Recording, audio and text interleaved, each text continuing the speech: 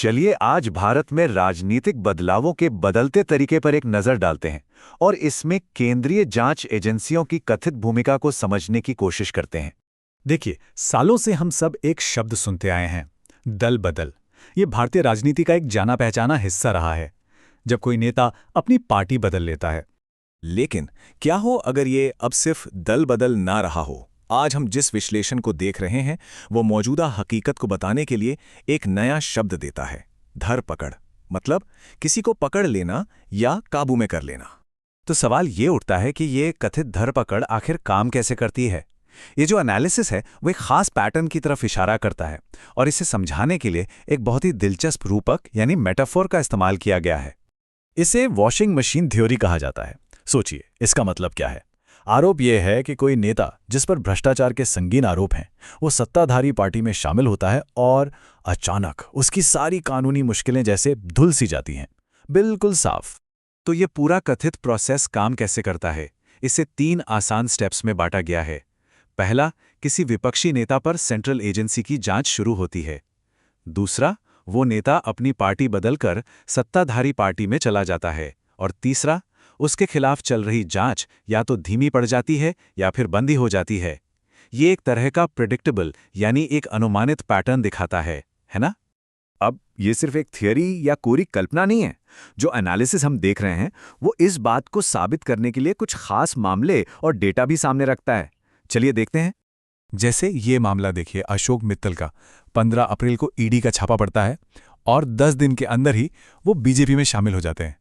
Timing देखिए, ये इन दोनों घटनाओं के बीच एक सीधा कनेक्शन दिखाती है। और ये सिर्फ 1-2 मामले नहीं हैं।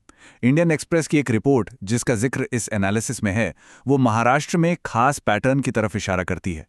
रिपोर्ट के मुताबिक 25 विपक्षी नेताओं पर केस चल रहे थे और उनमें से 23 जैसे ही सत्ताधारी गठबंधन में आए, उनके केस या तो बंद हो गए या ठंडे बस्ते में चले गए। और कभी-कभी तो नेता खुद ही इस बात को मान लेते हैं, जैसे कि महाराष्ट्र कांग्रेस के पूर्व नेता हर्षवर्धन पाटिल का ये बयान सुनिए। भाजपा में शामिल होने के बाद मैं शांति से सो रहा हूं, कोई पूछताछ नहीं हो रही है। मतलब साफ साफ कहा जा रहा है कि पार्टी बदलने के बाद जांच का दबाव खत्म हो गया। तो सवाल उठता है कि ये घटनाएं कितनी आम हैं। क्या ये कुछ गिने चुने केस है? नहीं। मल्लिकार्जुन खड़गे के एक दावे का जिक्र करते हुए ये एनालिसिस बताता है कि पिछले 10 सालों में 400 से ज्यादा, जी हां 400 से ज्यादा विपक्षी विधायक कथित तौर पर एजेंसियों के डर से बीजेपी में शामिल हुए हैं। अब ये सिर्फ कुछ नेताओं के पार्टी बदलने की बात नहीं है। इसका असर बहुत गहरा है हमारे पूरे डेमोक्रेटिक सिस्टम पर। चलिए इसके लोकतांत्रिक परिणामों को समझते हैं। आरजेडी सांसद मनोज झा ने इस पर एक बहुत ही जरूरी बात कही है।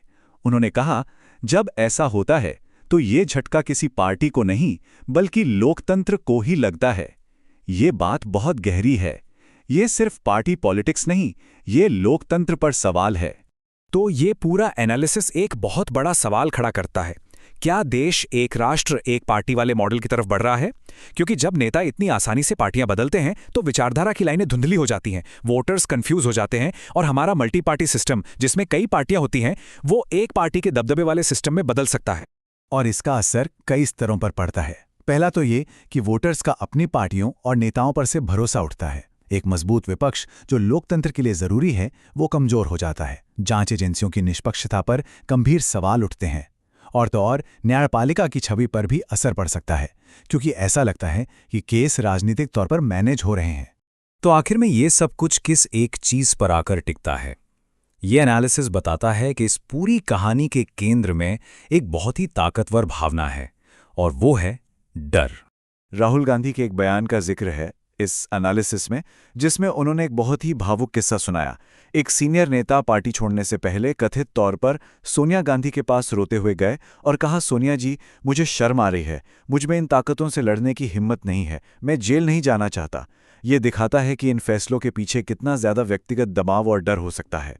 और यहीं पे हम एक बहुत ही अहम सवाल पर आके रुकते हैं कि जब डर एक राजनीतिक हथियार बन जाए तो फिर राजनीतिक असहमति का, विरोध का भविष्य क्या होगा? अगर डर की वजह से लोग अपनी राजनीतिक राय रखने से बचें तो एक कम्पिटिटिव डेमोक्रेसी, एक प्रतिस्पर्धी लोकतंत्र की बुनियाद का क्या होगा?